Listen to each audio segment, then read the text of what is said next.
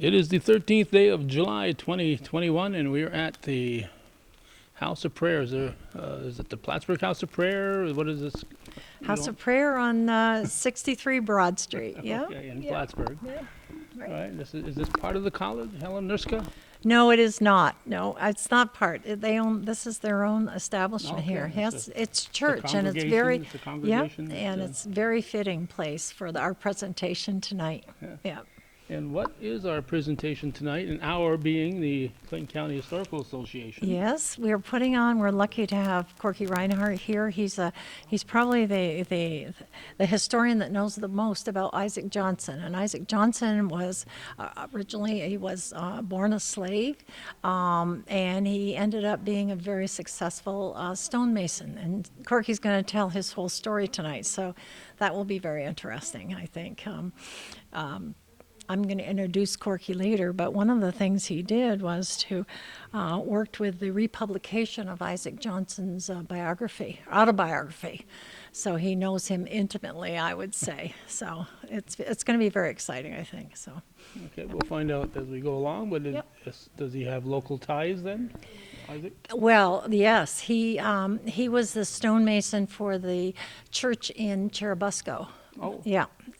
That's a beautiful Immaculate church. Heart of St. Mary, I think that's the name of it. Immaculate Heart of Mary, yeah. Yeah, of Mary, yeah. A beautiful church. And we're going to actually be doing an interpretive panel for that church.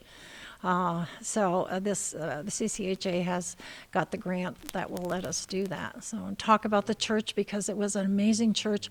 Yeah, do you want me to tell you all about that church? 'Cause Sure. If you don't, Jerry Favreau will. well, it was built by the people of Jeribusco.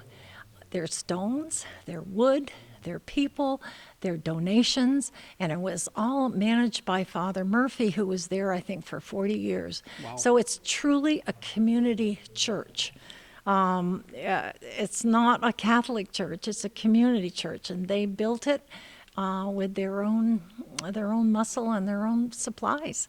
And I found that fascinating, and plus it's very beautifully done. And you'll see in the presentation tonight how beautiful Isaac Johnson's work was. So, and that's just another example that's in Clinton County, which is why we're doing this, because it's the Clinton County connection to this amazing man. Yeah.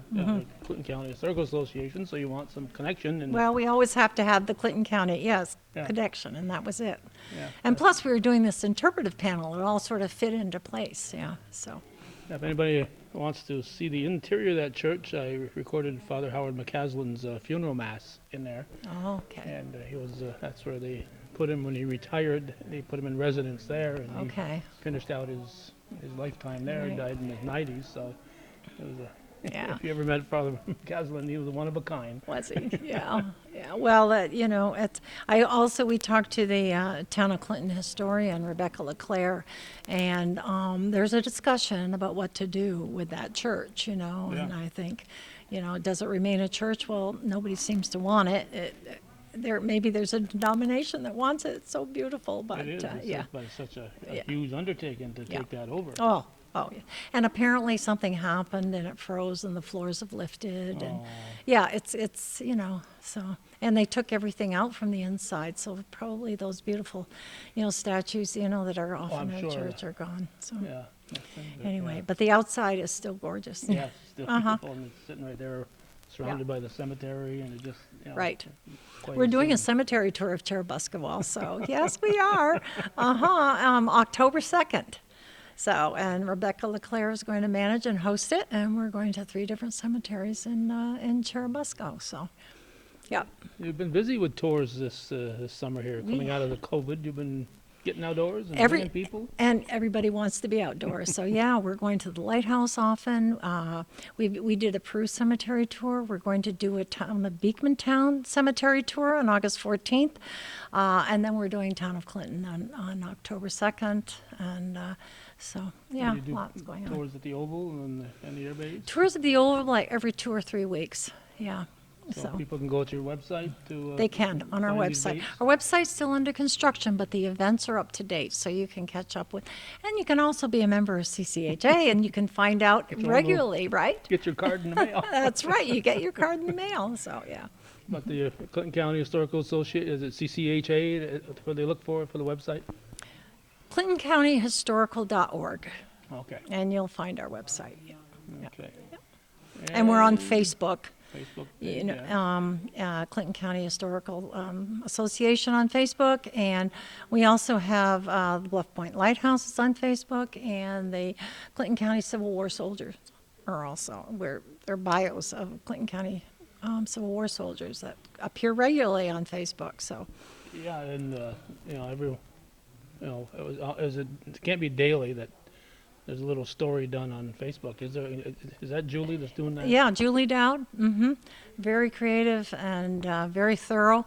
And if you want to know anything about Clinton County, that's the place to go. I love reading it myself because I don't. Who knows those things, you know? Julie does because she's researched it. Yeah. Yeah, yeah. And she uses the CCHA collection as a sort of a kickoff point for a lot of the work that she does. And because we have so many pictures and things in our archives, so that she can tell a story around, and she Yeah. does. Yeah, I think it was maybe 2 weeks ago now. She dug out some stuff on Brody's Bar and Oh yeah, haven't we all been there? Yeah, yeah. stuff that I never knew. And, it's just amazing. And Yeah. so I shared it on a few pages, and people were saying, "Oh, Yeah, yeah. yeah." No, it's good stuff to share because it's usually all positive, you know? Yeah. So, yeah. So, yeah. So yeah, if you're on Facebook, look that up because It's a history lesson every other day. Free. It is free. Free, yeah, exactly. You just gotta Well, go. most of what we do is free, you know, Yeah. because we are a county association, and our point tonight, is. tonight there's no Yep. collection at the door. No, It's free. no. So. Yeah, so. Anything else, Helen, that we should know about? Well, there's the Champlain Valley Suffrage Centennial kickoff, and that's a 4-week event. It's kicking off in Plattsburgh on July 31st. And we're working now, there'll be reenactments of suffragists who were important in our county, 3 of them. And plus, we have Susan B. Anthony visiting us. She visited us, we call it her 4th visit on suffrage, because she was here 3 times. And now she's coming back again to talk on the 31st to kick off this auto tour. We're commemorating the 19th Amendment, the passing of the 19th Amendment, which happened, it was 100 years in 1920, but 2020 sort of vanished on us, you know? So we're 100 plus 1. 101. Yeah, just like Beekmantown. We're working with Beekmantown too. Yeah. Did you know that? We're working with Beekmantown and helping to co-sponsor, making sure our membership knows about what they're doing, and they're going to have an exhibit at CCHA because they're celebrating their bicentennial. So. Yeah, and Gary Van Core's So been they're busy on doing that. +1 also, because it was all collapsed last year. So, but we're good to go this year. Yeah, well, let's hope it's the last time we got to do that. Oh, I know. But everybody was safe. Look, you're safe, I'm safe. That was because we did all the right things, so we're Yeah. good. Yeah. Okay, anything else now, Helen? No, well, I just could a go on font and of on. information. I know. I'll leave something for the next time when you come. Okay, thank you, Helen. Okay. It is 6:30, and we always try to start on time, and somebody might come in late, but Karen will take care of them after she turns the lights down, but you can leave them up for just a minute. Thank you all for coming. And thanks to the House of Prayer for hosting us. They're doing this for free, and we really, really appreciate it. The bathrooms are outside on the right. There's one on the left, straight ahead, and then on the right. So if you'd like. And the other thing is, just so you know, there's a little donation box just to the right as you leave. This section, should you feel so inclined, we really appreciate what they've done for us here. And if you want to show your appreciation to us and to them, you can leave a donation in their box. We very much appreciate that Corky Reinhart is with us tonight. Corky earned his PhD from the University of Oklahoma some time ago, 1972. 1972. Yeah, and has been an educator for his entire career. His lifelong interests outside of his accomplishments as an educator have been with the African American history and the American social history. So I found this interesting because I'm acquainted with both these books. Corky wrote a new introduction to the 1996 edition of The Life and Times of Frederick Douglass, and he assisted in the republication in the 1994 Isaac Johnson autobiography, Slavery Days in Old Kentucky. It would appear that he's really connected when he did this because he's now one of the most knowledgeable historians on Isaac's life in the area. So it's my pleasure at this point to turn the evening over to Corky Reinhart. I think he's going to move. Are you going to move? I'm going to try. And Karen Thone, who is acquainted with this church and actually arranged for us to have it. She's on our board. Thank you, Karen, at CCHA. She's going to turn the lights down. Thank you, Helen. After Corky moves. Yeah, if he moves. Yeah, unfortunately, along at the end of my career, I somehow encountered this neuropathy, and it's gotten worse.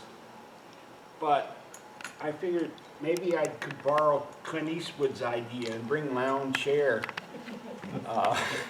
for any presentations that might be necessary tonight. Microphone? Have you Oh, got the your microphone. I'm sorry. It's right there. Thank you.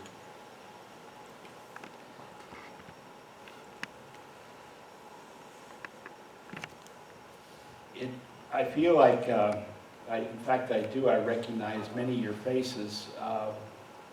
It's been a long time since I've been back doing anything at Plattsburgh for years, but this is where I started, 72.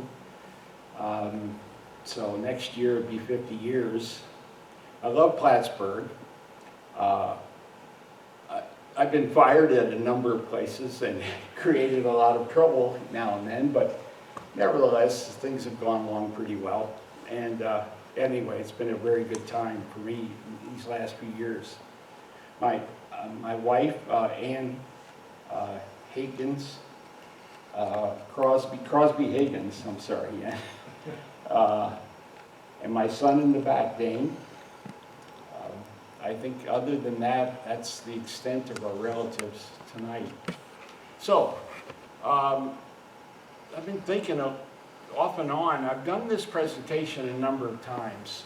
It's been around, I've done it in Ogdensburg, in Canton, and at St. Lawrence, and various places. I'm sorry, thank you. Someone who really knows what he's doing.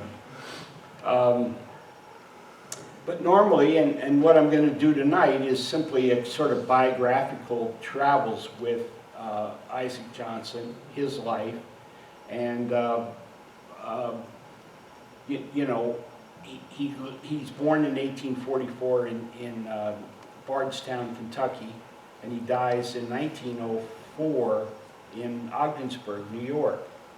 And getting there is quite an amazing experience, and so I won't jump ahead, but I think it's worth knowing that this guy is really an extraordinary human being, and I was very fortunate to run across the opportunity to take a look at this that you're seeing there, Slavery Days in Old Kentucky, is the volume that he published himself. He self-published. There was a publisher in a publishing house in Ogdensburg. They agreed to collaborate. Isaac wrote it, and they put it together as you see there. I used to say, oh, I know why. I took the volume that had the original, can you see that there's a little bit of pencil scribbling on it? And I think it says 35 cents or something. They finally settled on a cut rate, 25 cents a volume. But he peddled it all over the North Country. I found copies down at the Historical Society in Essex County. University of Kentucky has 4 to 6 copies of it. The very fine libraries in New York City and Harlem have several volumes of it. So it's been around, but nevertheless, it pretty much a single project because he dies pretty quickly after he gets his published. But Isaacs, he published it because he had been damaged badly in an accident in a quarry near the end of his life in Ogdensburg. At the time, I'll show you some photographs of it, the Ogdensburg quarry. Unfortunately, he has decided that he wants to send his children, and I have to say it, but he wants to send his male children to Syracuse, which he does. In the end, all of the male children that he has, and there's 6 children in all. And it's a hard time. I mean, the reality is that there is not a great deal of women's liberation to point to, and it's a difficult area of the country. So I'll get into that in a second as well. But it is a fascinating thing that the last thing he does in his life is to produce this volume for his children and for their education. I think it's quite remarkable, and I think as we go through this story, I hope that you'll find it interesting, as some of you, I'm sure, already know some of the story. And I hope you'll ask some questions. I don't like sitting, but I just don't have a choice. So I hope we can, make this conversation just that, a conversation and fun. Now, if I don't mess some of this stuff up, I got my son in the back there who's really good at this. Well, everything was working perfectly just a minute ago.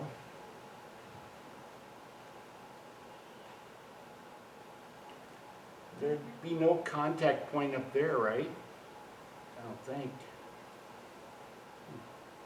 Point a little bit closer to the computer and see If anybody can do what Clint Eastwood did on that chair, with that chair that evening at the convention, I admire him. I can't do it, but I'll try to emulate it a little bit. So. there, this right here. Okay, yeah. Well, okay, yep. So, I left from St. Lawrence County Historical Association. Okay, St. Lawrence County Historical Association called me over one day and asked me if I'd be interested in working on this, and they handed me a Xerox copy of the book that was just up, his autobiography, and as soon as I started reading it, I knew it was an incredible piece of work. Isaac was born in 1844 in Bardstown, Kentucky, and so I and at that time my former wife, Pat Kelly, took off and went down to Bardstown, and the first place we arrived at was this building, the county seat for Bardstown, and just began kind of looking around a little bit. Whoops. It had been weeks ago that what they called the old auction block had been taken off of the square. And it had sat there from well before Isaac's being sold from that square, from that block. as I said, he was born in 1844. There's the old block as it was just before they removed it. And you know, I'll just say some of these things because you end up in these areas where there's a lot of controversy in this country right now, and we might as well, you know, the history is no exception. In fact, it's a key part of it. The NCAA, the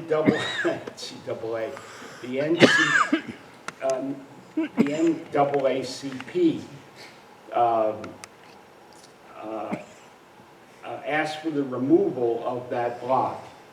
They wanted it out of town, and it was picked up by the garbage, the municipal county's garbage equipment, and off it went out to the dump. Which, as an historian, I feel bad about that was the outcome, because it seems to me it would be a useful educational tool, something that we can talk about, all of us. It's the same argument in terms of the Confederate flags and the Confederate uniforms and the Confederate statues. Unfortunately, that cuts both ways. So we took a look around here, and what was most interesting was that object that we just looked at, the county seat. Took a walk over there. Oops. I think this works again. Oh, that'd be great, because I'm not doing well with that one. Thank you, Helen. Oh, there we go.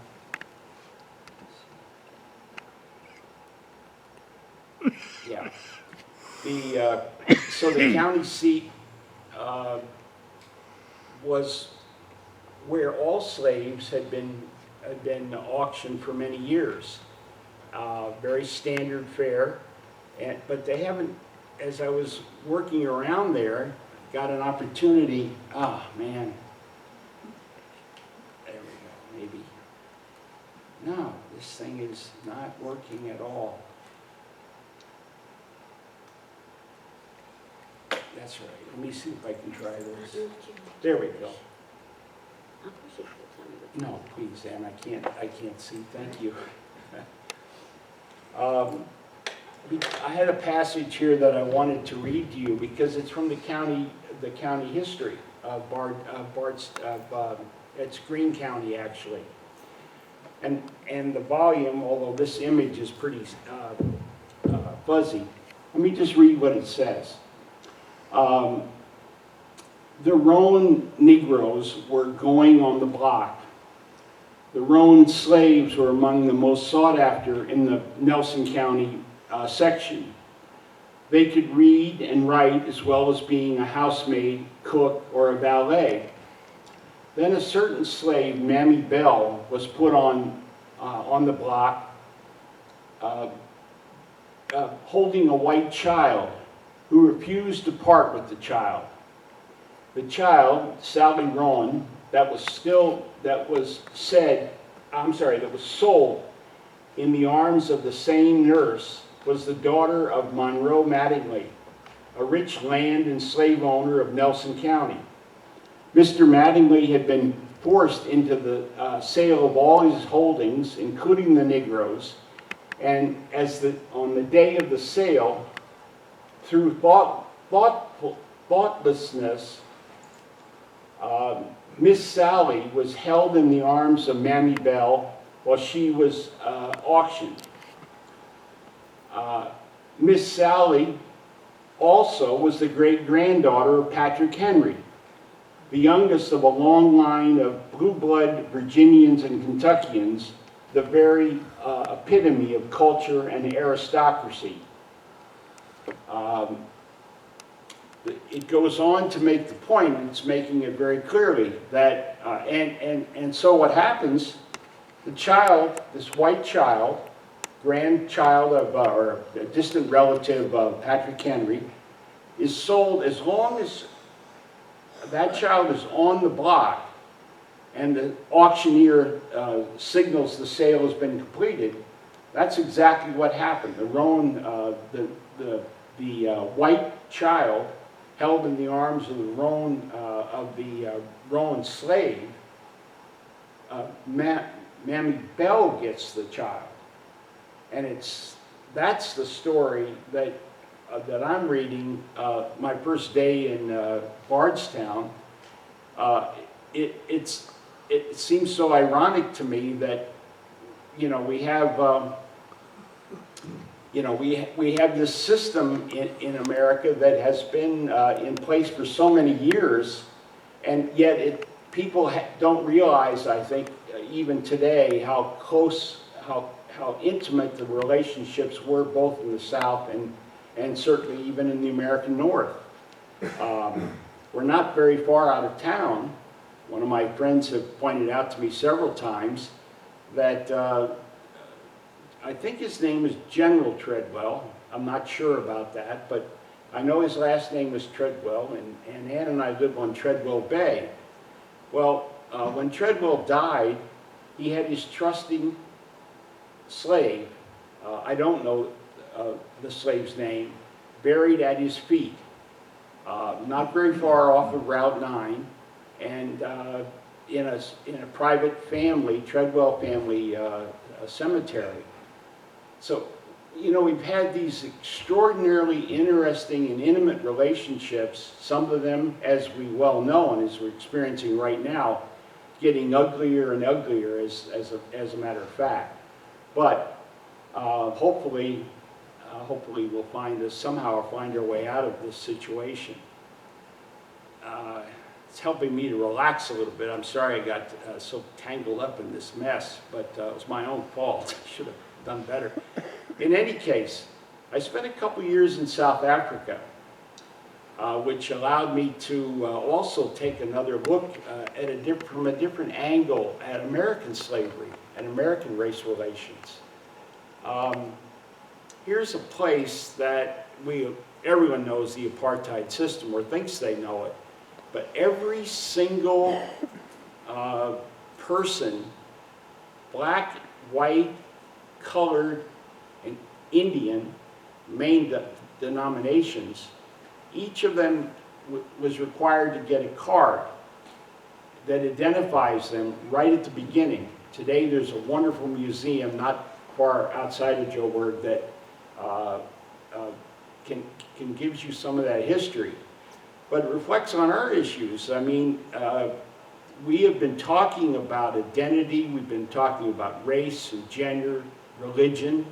We've been talking about, thanks to Bernie, we've been talking about class issues as well. But the country, our country and other countries, but South Africa, excellent example, we're in a very strange place. What I couldn't believe is that the people who are called coloreds in South Africa live in their own communities, by and large segregated and cut off from the African black tribes of South Africa, and cut off from their Dutch, primarily their Dutch fathers, the males who created most of these people, the brown people of South Africa, whose traditions are entirely Boers. They are they're not a mixture. They are only a mixture in the sense that they look in somebody's eyes to be brown, but they speak Afrikaans. They know all the great traditions of Afrikaan life, the battles won, the battles lost against the Zulu. It's an extraordinary thing. The closer you get to how we have failed or not failed to get along with people that we live so close to, and it's us. We've been at this desegregation since well before the 50s, but let's say 54 is a starting point. When I arrived in South Africa, apartheid was 12 years,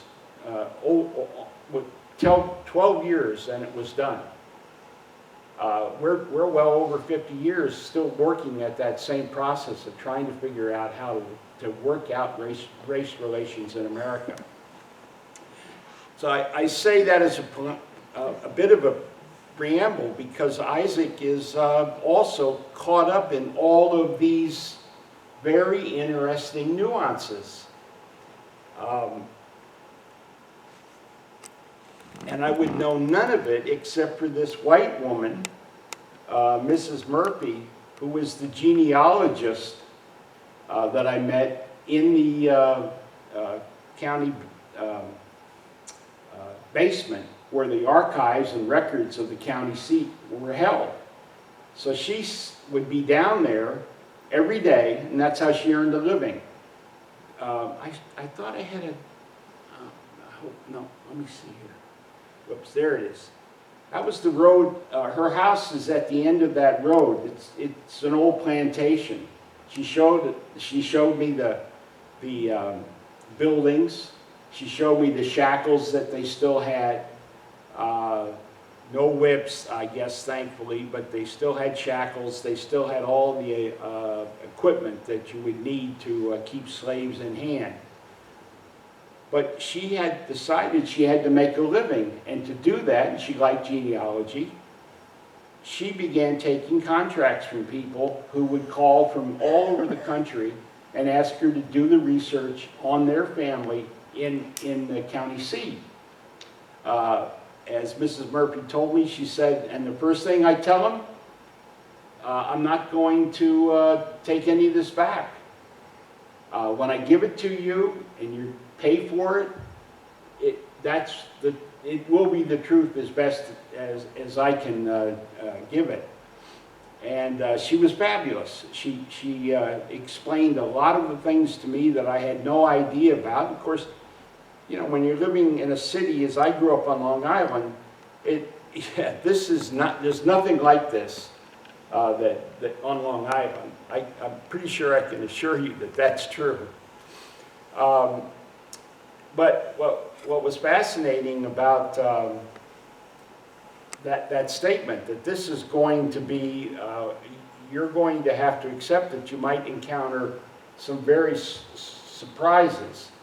And she began reeling off the number of people who would arrive thinking that they were white to discover they were black, or that they were black to discover that they were white. Very much like the Jeffersons and the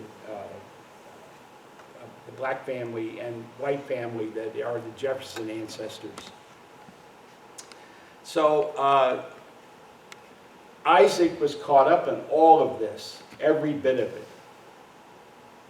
As Miss Murphy pointed out to me, she said, if you look at the census for I think it was 1850 then, you can see that there was a young man born on this plantation, the Mattingly plantation, the one I mentioned earlier. The family that I mentioned earlier that was selling the Roan slaves on the block. Well, that family had gone broke.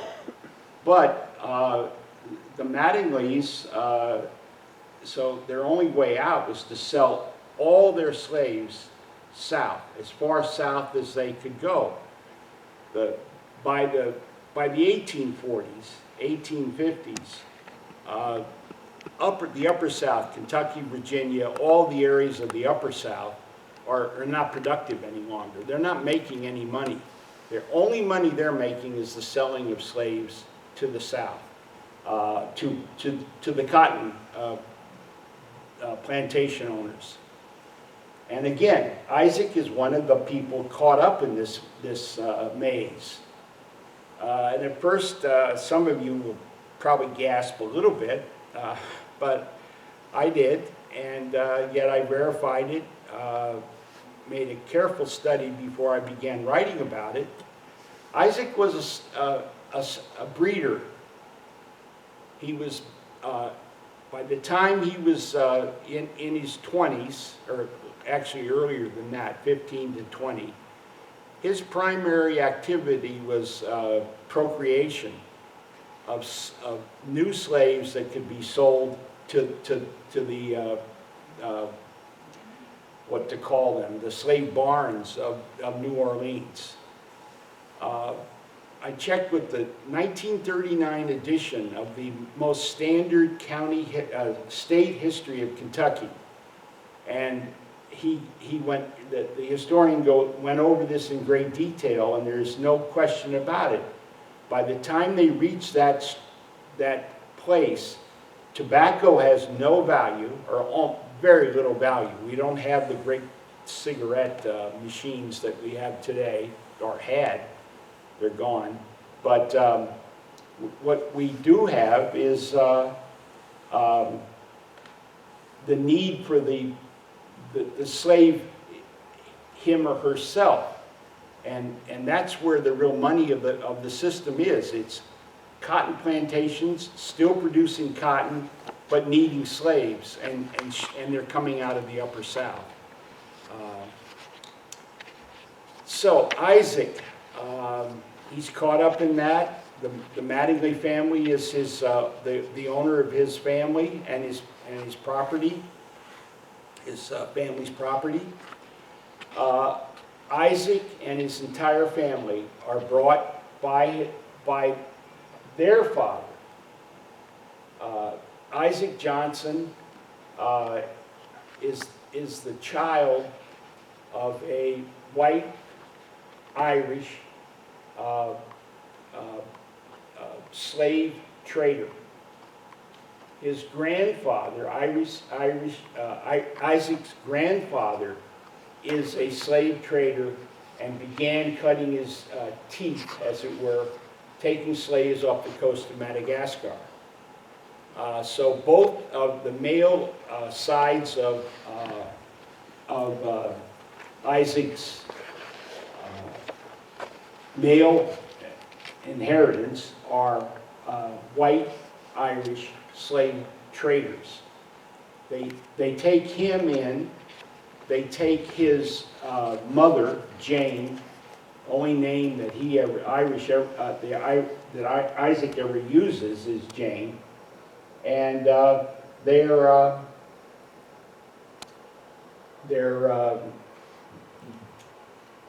sold for whatever that could be gotten, but they're taken to that block again.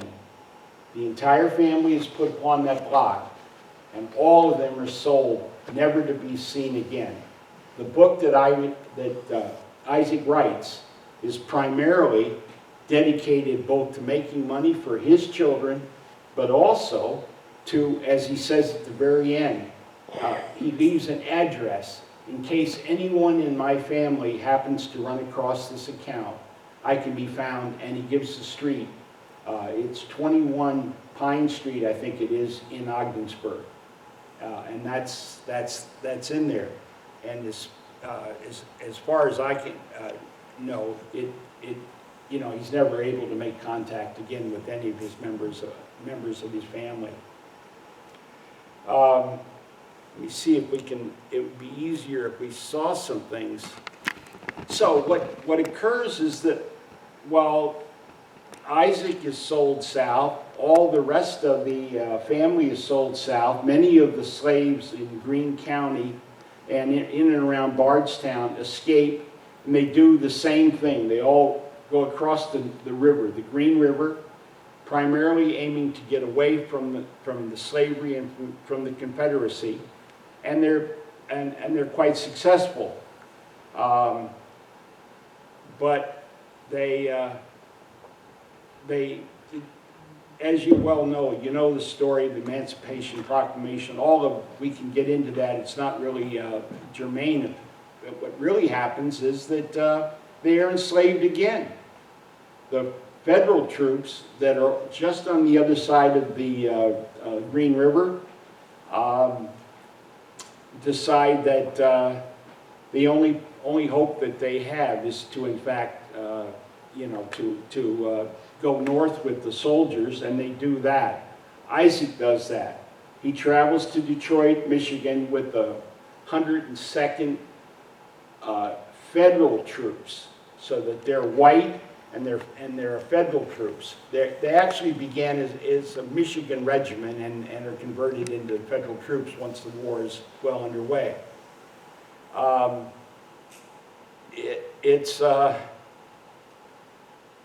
So it's ironic, as it turns out, Isaac, as quickly as he can, he's segregated again out of the federal troops, out of the what will be the U.S. federal troops, into a segregated unit, the 102nd Company A, 102nd Michigan unit, that is very quickly turned in itself into a federal unit, but segregated.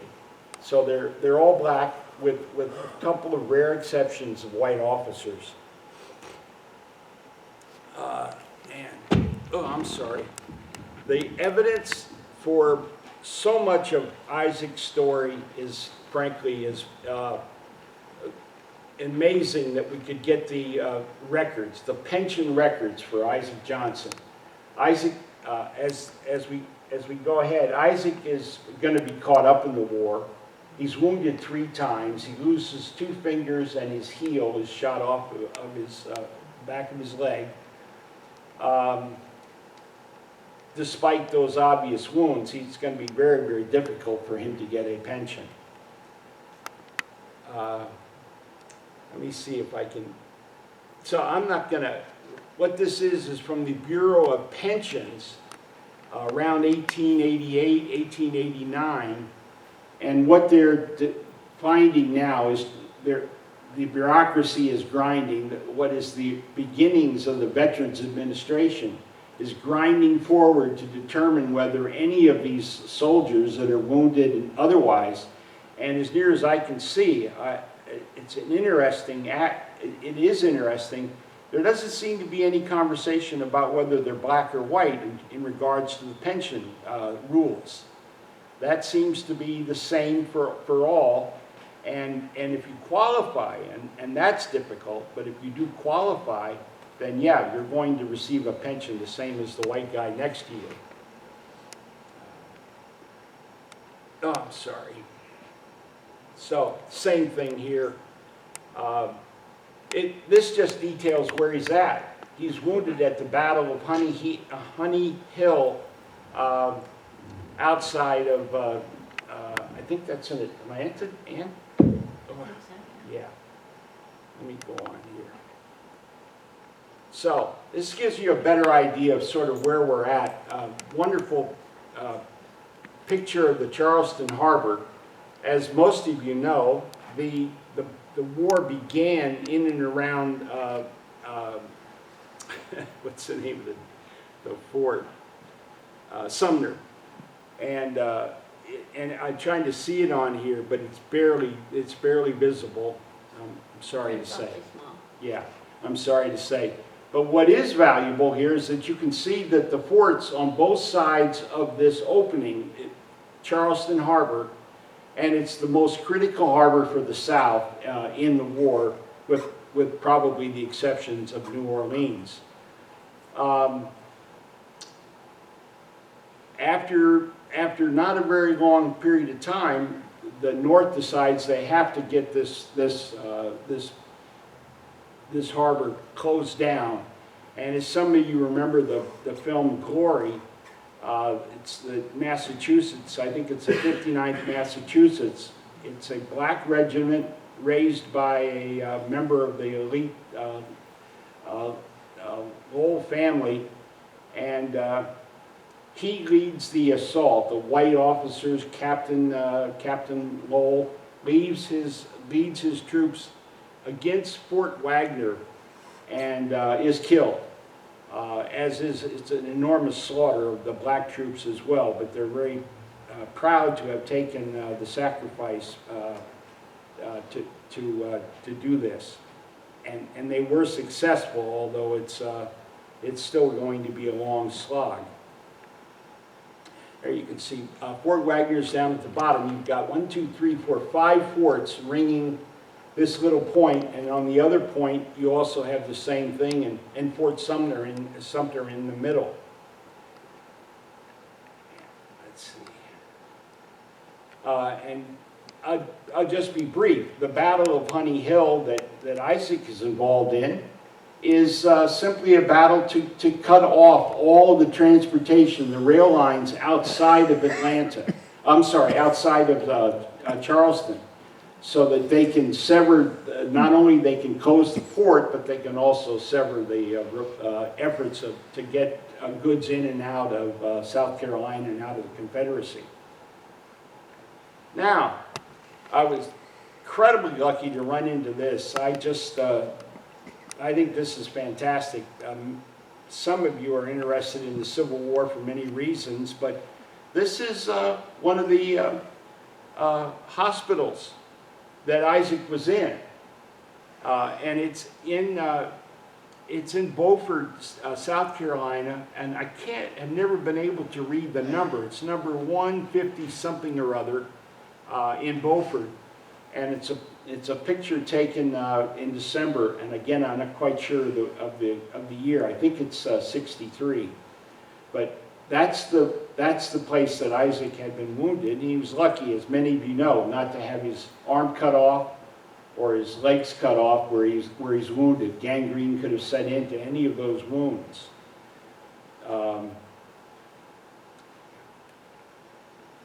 So he goes north with the federal troops. Well, he's already done that, but I wanted to give you this picture of it's a pretty good image of where he was at when he was mustered out in Detroit originally.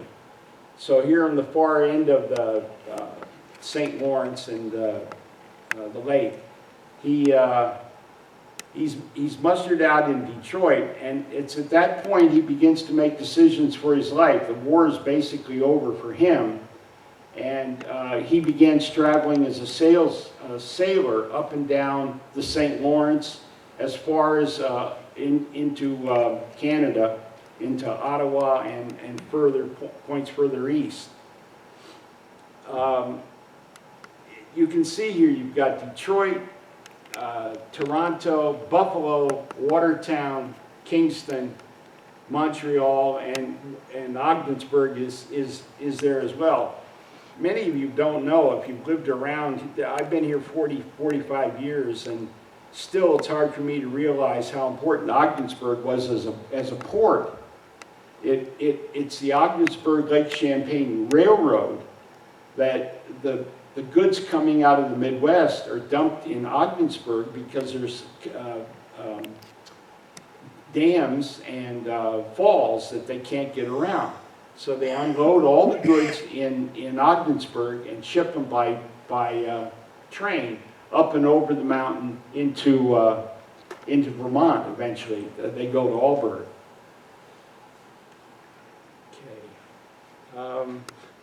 So here you probably, I taught over in Canton, and it took me a long time to realize all these names where almost all of them are either capitals of Europe or classical names like Syracuse and others, and also the Latin names. They've all been borrowed, and as it turns out, they're borrowed by land speculators who are buying up all this land along the St. Lawrence, thinking that that's going to be, it's going to be the great next bonanza. And as it turns out, for a while, it was actually reasonably successful, the plans, but we've been stagnating for a while since then. So, just a word, Cape Vincent is right at the mouth of the St. Lawrence as it's departing. Isaac is working increasingly up and down the river doing various kinds of jobs. He eventually lands in Morrisburg, Ontario, across the river from Waddington. And it's there that the skills that he has acquired somewhere as a slave, not his skills as a terrible language, the language of procreation. But in any case, he has become a mason, a very fine mason, and a contractor, and a reasonable architect. So that's where we're at in right along the St. Lawrence when Isaac begins to really, his story stops. The story that he had been telling in his book is about his war events, the wounds, the battles, his relationships with Confederates, and his relationship with federal troops, which weren't always good. But at this point, he stops his story to sell his book, and he's really kind of done with it. That's kind of where I picked it up. As I say, it was very lucky. Without the pension records of the federal government that were incredible, that they kept them as good as well as they did. It was, you know, it turned out to be a very exciting couple of years of just doing nothing but following Isaac from place to place and trying to pursue his travels. And it began right here, just south of Quebec and along the St. Lawrence. Let's see here. Yeah, here. The river that Isaac knew is nothing like the river that we today both fear and worry about, and is such a strange place. The running of rum beginning in the 1920s, right through to the terrorist worries of our own age, made it a very unpleasant, makes it today a very unpleasant place. But at that time, there's all kinds of traffic on the river. Little boats like this, everything from a small boat wanting 2 or 3 or 4 people to come aboard and pay them to take them across, or small ferries like this one. And that's what Isaac does for a while. He just does ferry work. Here's Waddington. Today, Waddington is I don't. You've got it. Most of you are North Country people, so you must know Waddington. But I didn't know of it, and I'd been here a while. So when I had a chance to visit Waddington, what I found is just that there's an island. There was an island in the middle. Waddington was a small community along the St. Lawrence southern shore, and on the other side was Morristown. Is that right? Anyway, it's the small Canadian village that was on the other side when Eisenhower decides to support the development of the Seaway. And with that, all of that goes. The Canadians lose the most land. The Americans lose a bit in Waddington, but you know, they actually keep the town. I'll show you a couple images of the town.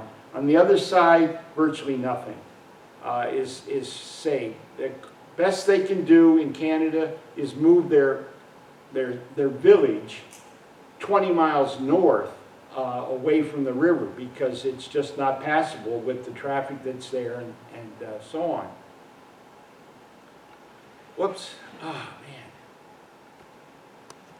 So this is Waddington Shore at that time, and this is called a cofferdam, a side dam. There's various names for it, but it's in effect running the manufacturing in the little village of Waddington by the power of the river. They don't try to dam the whole river, but they do dam enough of it so that they can get a current and drive some equipment.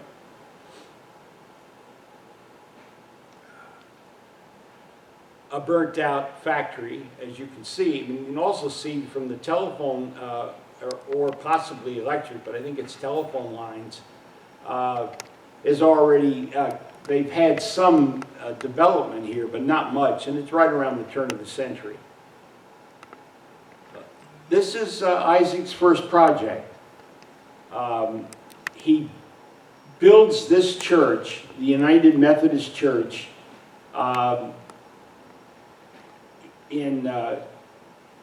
it's approximately 1889, 1890. Isaac simply, it seems impossible to me, but here's a black man in America or Canada, pretty much the same in their, very much the same in their racial attitudes. He manages to secure the contract to build this church. It's called the United Methodist Church, and it's the heart and soul of this little community. This is the community 20 miles north of the Canadian village that had been here. So this now saves the village. We had many talks with the Canadians who live there, because otherwise their village and their life had been ripped apart by the seaway. But this landmark was critical for their religious experiences and for their history.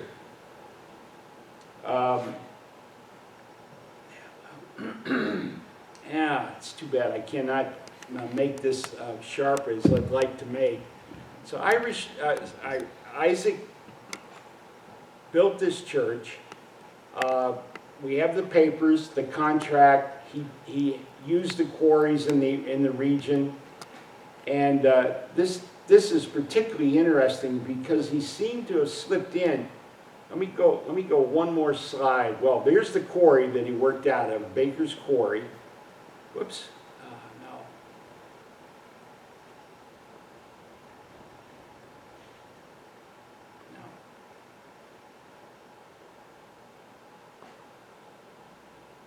No. I'm sorry. I don't know what happened here. In any case, he used Baker's Quarry in Canada, in and around the village in Morrisburg in Ontario, to fund the building of that road, of that church. And then he got a contract shortly after that for this town hall in Waddington. He built both of these structures. He had his own crews, he had his own running the quarries, and completely independent, as near as I can see. He apparently did have to hire an architect to sign off on his work, but basically Isaac did it himself. Here again is another picture of that. I can't be that late already. Sorry, folks. The town hall is fabulous. It's a very interesting structure. It's identical to the Winchester United Methodist Church. He simply borrows the lines, the classical lines, both for the town hall and for the church, to build this very nice structure. It's now on the National Register in Waddington, and quite an interesting place. You can see it again from this side. I'm going to have to let that go. I'll come back to it maybe. The next thing that he built, it's over the Grass River, on the town line between Waddington and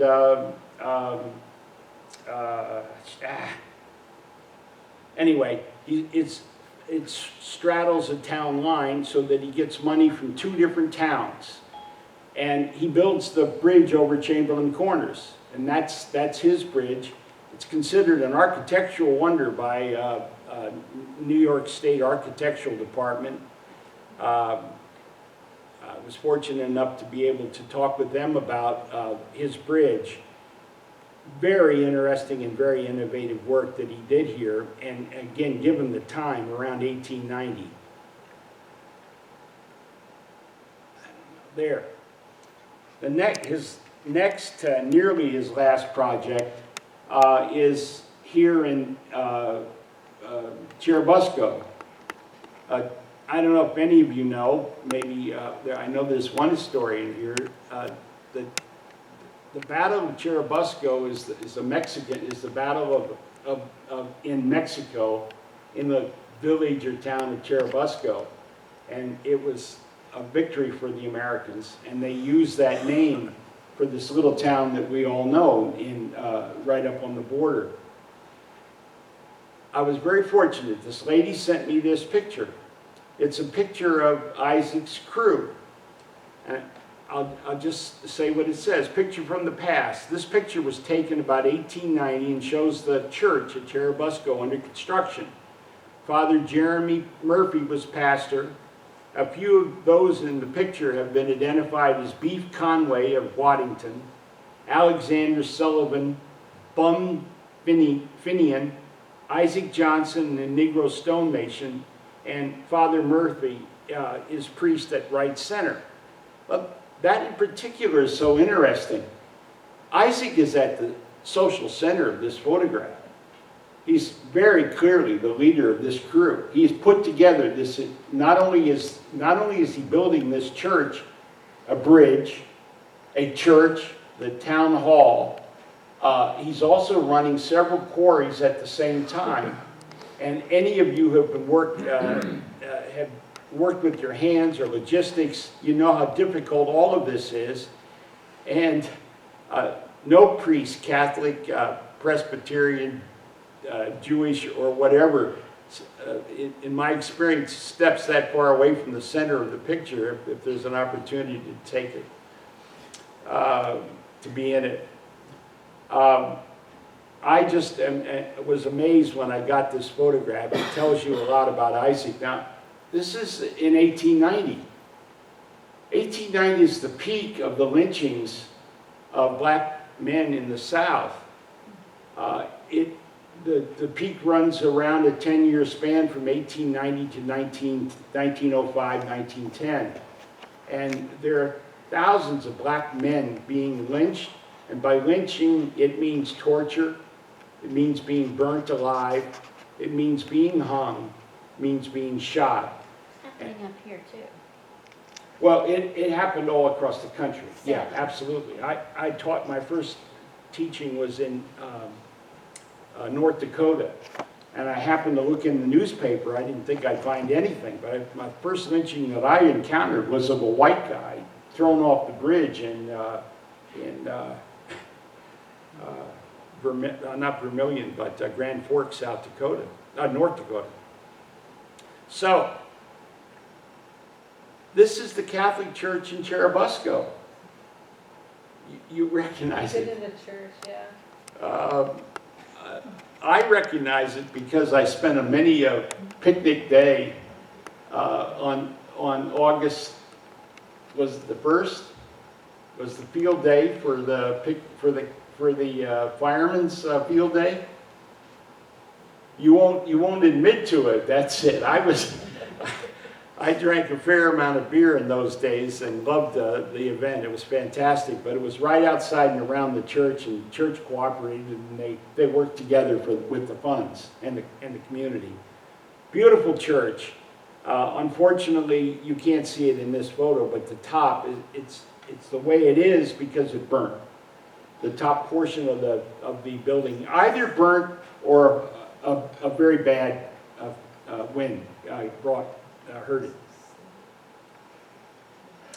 Yeah, I think by now too. Again, I'll try to be as brief as I can. I feel like I have gone too far, but look at his work, and you see the same marks all the time around these windows. Is this marble framing that makes all of his structures distinctive and very, very beautiful. So, I found this this poignant and at the same time very, very wonderful to get. This photograph from Ogdensburg. It's the city of Ogdensburg's quarry and the crusher plant. Isaac was working in the end on the Ogdensburg Insane Asylum, the facility that's still there today. But while working there, he fell off the scaffold and fell off backwards. And that's the beginning, really, of all of this, his story, his book, and his life and history. He's very badly injured to his death, you know. I mean, he lasted about 5 to 6 years, but he's badly injured. He can't work, and that's why he turns to the writing of his manuscript.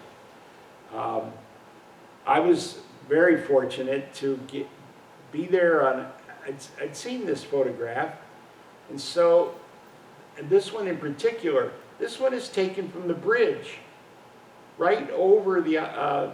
Let's see. I think it's this is the Oswegatchie here, huh? Yeah, I think so. And the bridge that spans this looks right down on this. You'll see this tower, the smokestack, and to the rear the cathedral of that period, 1890. But I took the same shot from that bridge. The smokestack is still there, and the cathedral is right behind it, as well as the it's a glass factory. All of downtown, so Ogdensburg not only had the benefit of all the ships coming in and dumping their goods and then transshipping them, but they also had an enormous canal works for power running off of several rivers, the Grass, the Green, and the Oswegatchie. All of them driving a whole web of manufacturing facilities, and Isaac, despite being injured, was still involved in some of it. And for those of you who are interested, there's great maps for all of our towns, Plattsburgh as well as Ogdensburg.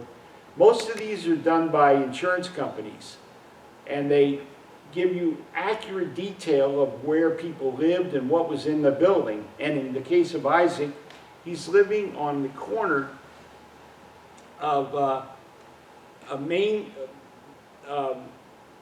this is later, I'm sorry, this is a little bit later.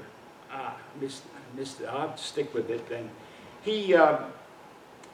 His first housing was in the suburbs of Ogdensburg, out near where today the interstate connects. But in fact, what he did there was he made a living. He was still working. He was reasonably healthy. He worked on he lived on a house on the corner of Pine and Pine Street, and I can't remember. Not that important. But at least he was in an upper scale housing. By the end of his life, 3 or 4 years later, as he sickens, they move into the downtown section of Ogdensburg, which is all industrial at that point.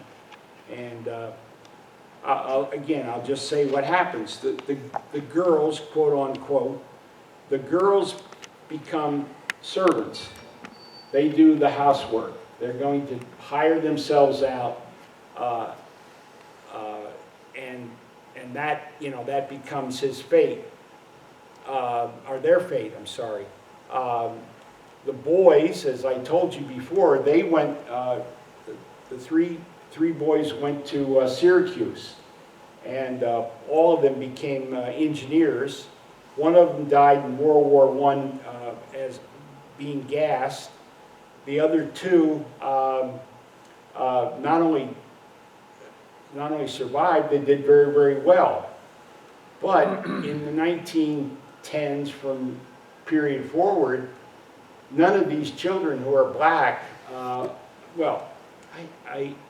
something has happened to some of the slides. I just don't know where they're at. So these are the tombstones of the children.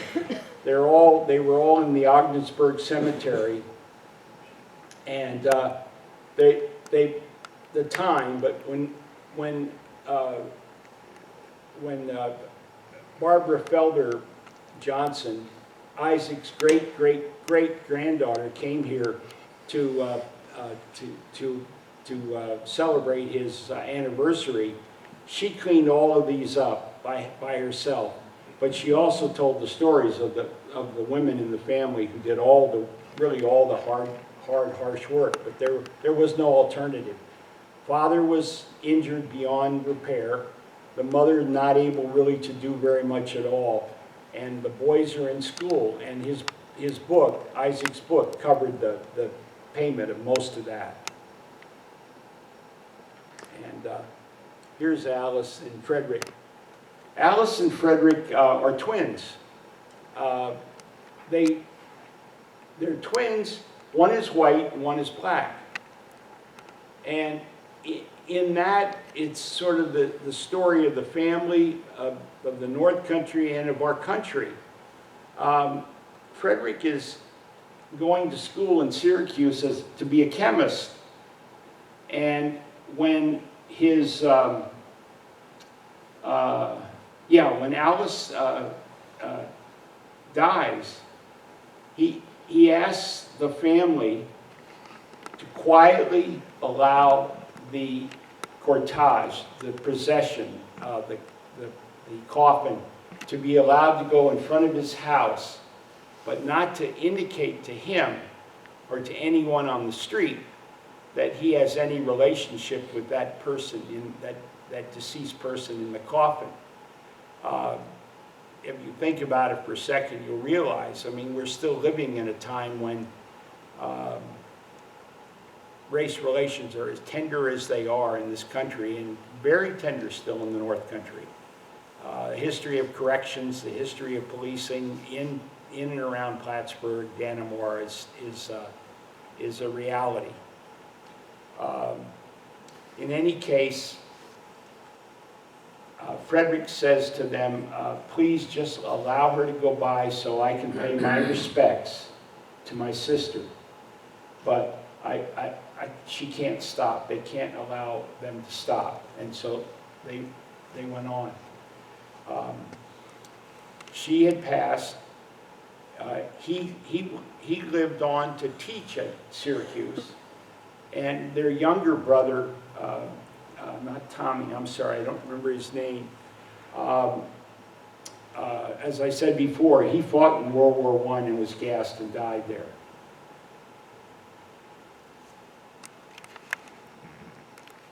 Yeah, I'm sorry, this is Daniel. Daniel is the youngest, and you'll see he died in 1921, but it was from the gassing.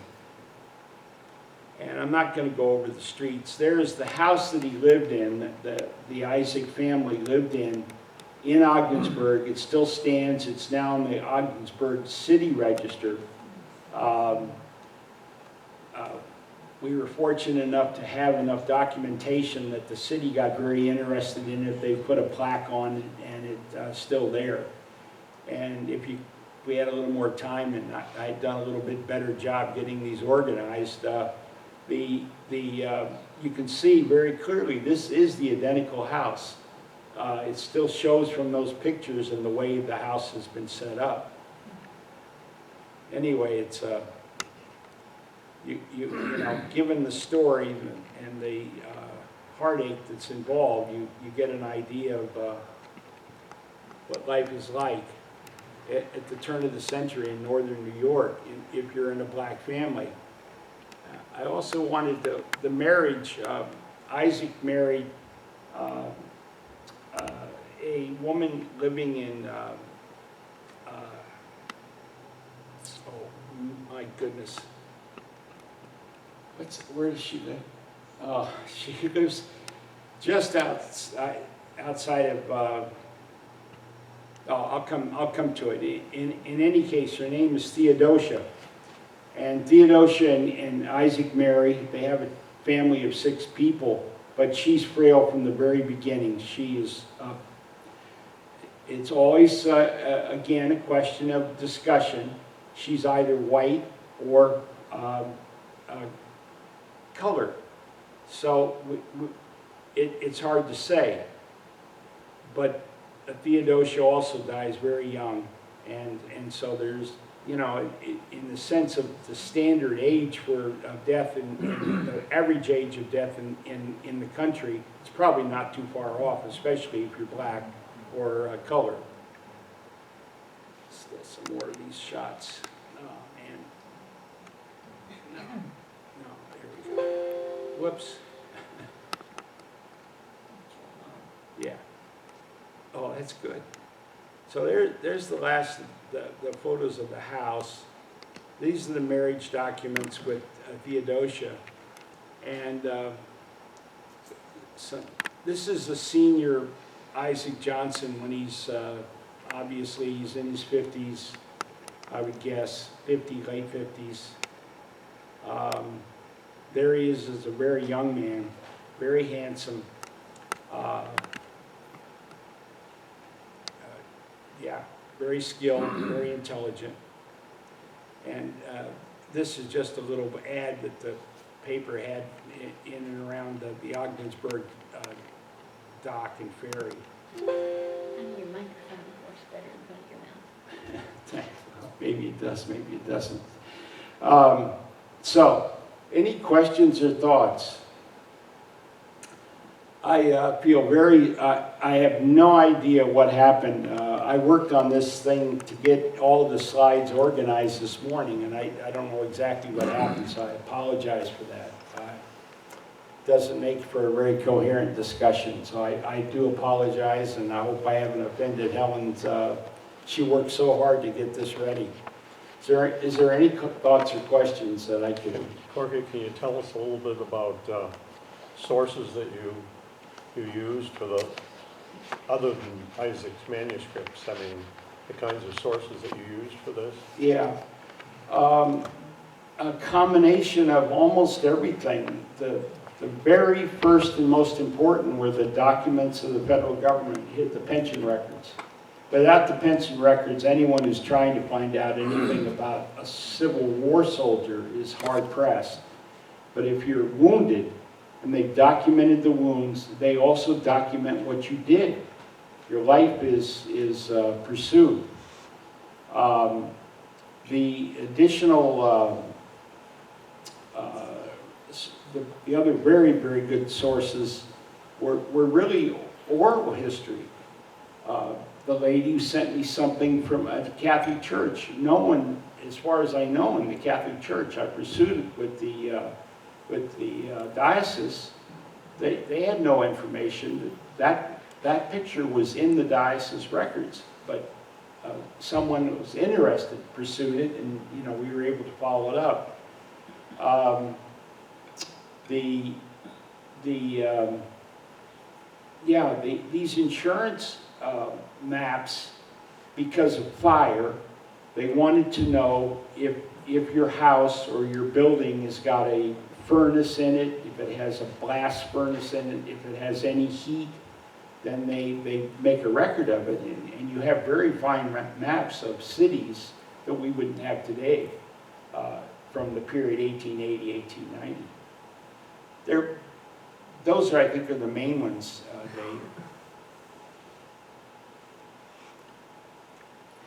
So any more questions? Or? Yes, I do. Yeah. Corky, Yes, just ma'am. one thing, I don't remember if you remember me or not, you probably look familiar. You've touched on it so many times, and I've said these words so many times from one of your classes or one of your workshops. And you always said, history changes as society changes. And that is one thing that I picked up from one of your lessons, and I mean, it is, I've said it so many times, and it is so totally, totally true. History changes as society changes. Well, thank you And very that's much. the story of Isaac. Yeah, It's true, isn't it? it is. I don't know any other way to put it. I'm so nonplussed. I'm just none of this is in the order that I left it this afternoon, and it's absolutely my fault. So I just don't know what occurred, but it left me not. I know this was not the best presentation I've ever given, but that's the way it goes, I guess. Thank you, Corky, though, really. Thank And thank you all for coming, and thank the House of Prayer for allowing us to be here. CCHA has many events this summer. I encourage you to take one of our events flyers out there and to check in on our website, clintoncountyhistorical.org. I think we've got something going just about every week maybe, it seems. So our next lecture, though, is July 22nd at the Beekmantown High School or Central School, and it's the history of education in Beekmantown. It's the first, my computer going crazy. It's the first in the Bicentennial +1 celebration that Beekmantown's doing, and it's the first of their lectures. They're going to have 4 throughout the season, and CCHA is co-sponsoring, so we're helping to pass the word, to spread the word about these. It's July 22nd at 7 o'clock in Beekmantown Central School. So, and again, thank you all for coming. And we thank the House of Prayer for such a lovely seats. I haven't sat in seats like this for a while. So, great, thanks. And I hope to see you in Beekmantown.